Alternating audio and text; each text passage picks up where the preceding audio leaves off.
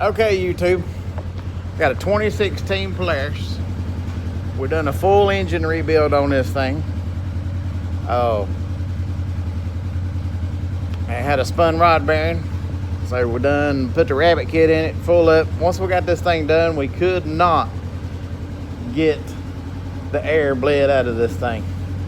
And I'm sure if anybody's got a 900 Polarris, and I've looked at forums, I've looked at YouTube, I've looked everywhere, but nobody has come up with a solution to fix this thing. I spent 2 weeks, 2 whole weeks, trying to get the air bled out of this thing. And I think I have finally got it. Oh, let me look right here. She's sitting here idling and running. And you see it's, well,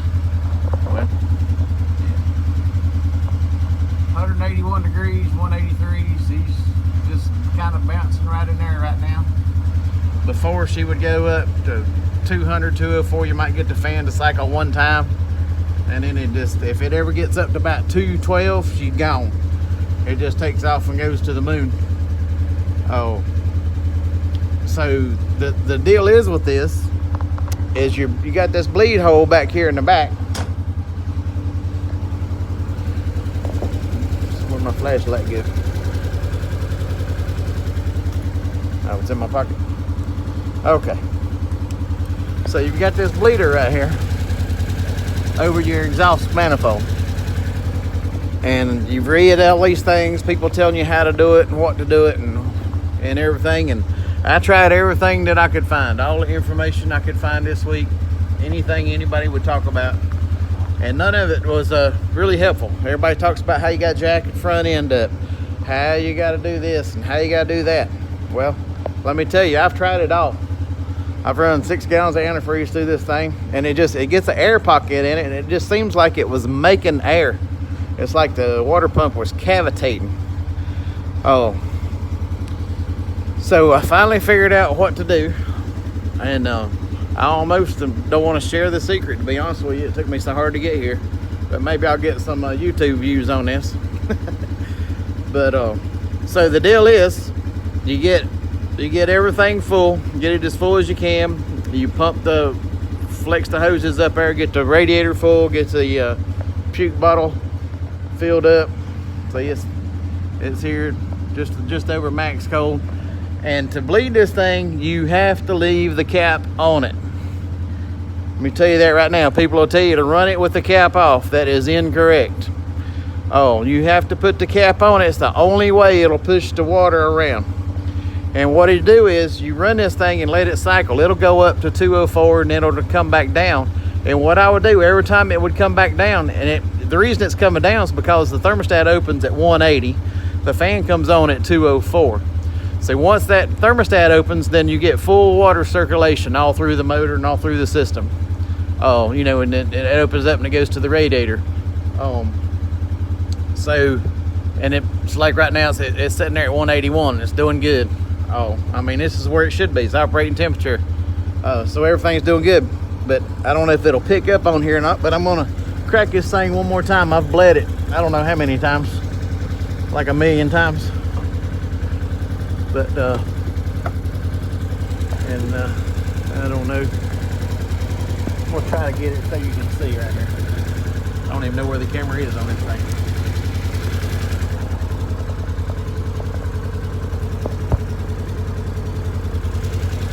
Anyways, all right.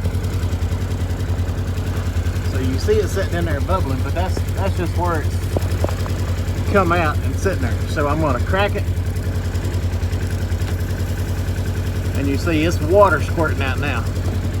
Oh, and that's what you want. You have to get to that point to where when you crack that bleeder open, it's a hard stream of antifreeze coming out. If there's water coming out, I mean just air and bubbles, then you are far, far from being done. If you get in it and drive it, you're going to go about 200 yards and she's going to overheat. Oh, and the way I've got this, the way I've done this is I would run up, you know, trying to get the 2 heat cycles like I talk about on the videos to 204, and then when the fan kicks on, it'll come back down to about 193. The fan goes back off, and then the temperature will fall because the thermostat opens and it starts circulating all the antifreeze through. Oh, and when it gets down as low as it's going to go, which means all the cold fluid from the front and the back, then I would just crack that thing and bleed all the air out of it, and then shut it back, and then let it run the whole time. Never turn it off. Never take the cap off. You got to make sure when you start the radiator's full and the overflow is full, and you let it run up, and every time it would then come back down, every time it come down, I'd crack that thing and bleed the air off of it. And that's the only thing that has made this thing bleed. And I must have done it 25 times yesterday. Oh, and finally got all the air out of it. I let it sit overnight. Oh, full of antifreeze with the lid still on it and everything. And I come up here this morning and cracked it in the back, let the air out of it. Oh, tightened it back up, the bleeder screw, tightened it back up, and then I went to the radiator, and when I opened that thing, it just sucked a gob of air in and took a whole bunch of antifreeze. I mean, everything filled the lines up. So I put almost another quart of antifreeze in it this morning. I mean, and it was full. The puke bottle was full. It did not suck none of that in, none of that like it's supposed to. It didn't do anything it was supposed to do. So I put that cord in it. I put the lid back on it. I fired it up, and you see what you see right now. It's been sitting here running 30 minutes, and the temperature is maintaining. It seems to be that I finally cracked the code, and she's doing what she's supposed to do.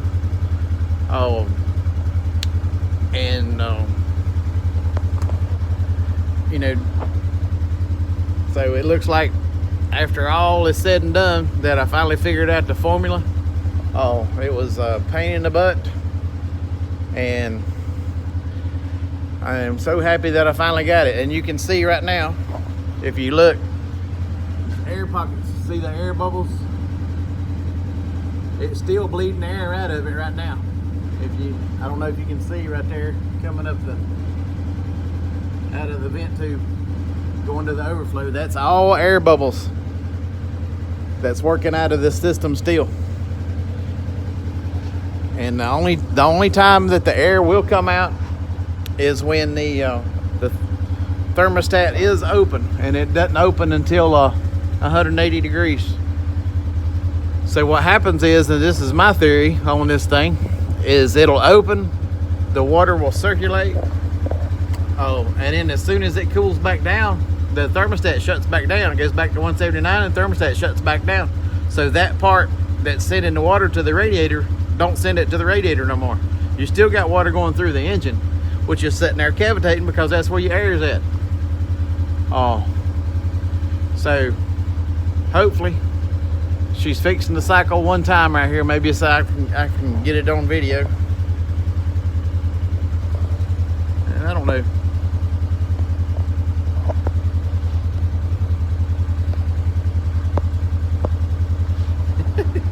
I turned it around. Now I don't have to turn it back around. But anyways, so 203. So the fan's fixing to keep going. You're right there.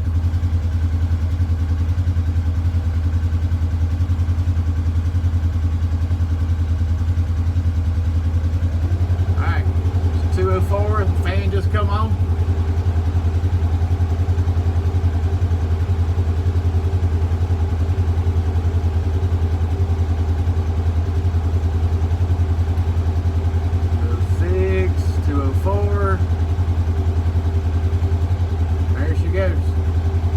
What you gotta have right there. You gotta have that drop when that fan comes on.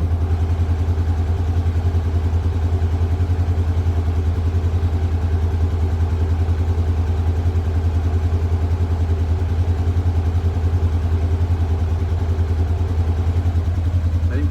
192, the fan just went back off. So that was a cycle.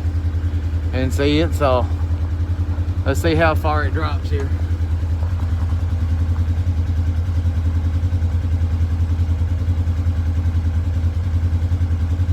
185.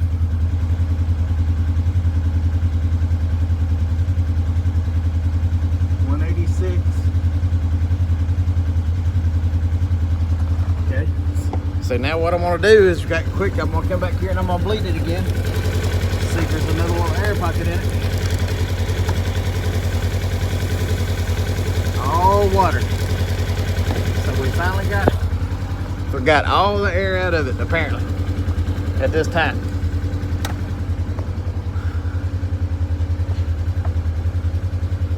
So, but if you come up here and look, and I don't know if y'all can see this, I want you to look at the air that's still coming out of this thing.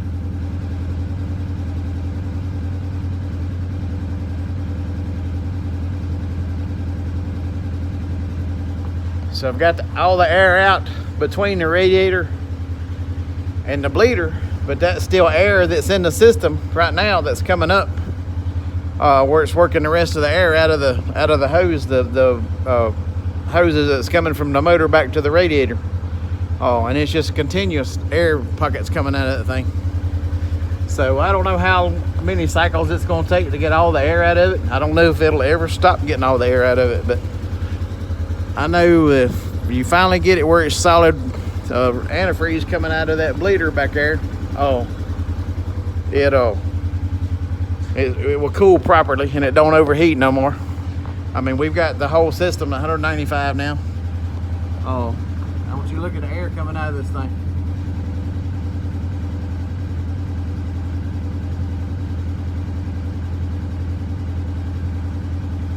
So it was just full flow, just lots and lots of air. So now instead of my air being back here where the bleeder is, now it's worked its way on around and it's coming out the top of the radiator. See, it's fixing the cycle again. There's 203. She's gonna get her 204 again. Fan's gonna kick on. When it goes down this time, I'm gonna do that one thing like they say on the internet, after it cycles twice, turn it off.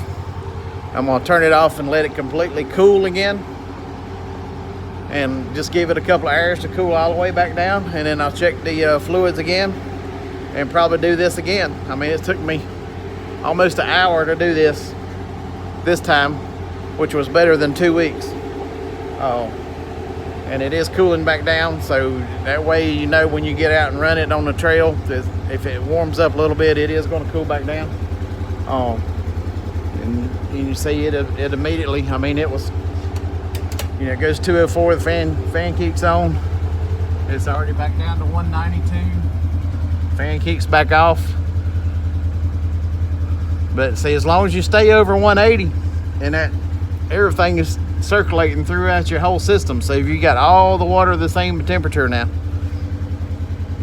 So I'm going to check the bleeder one more time back here before I turn it off.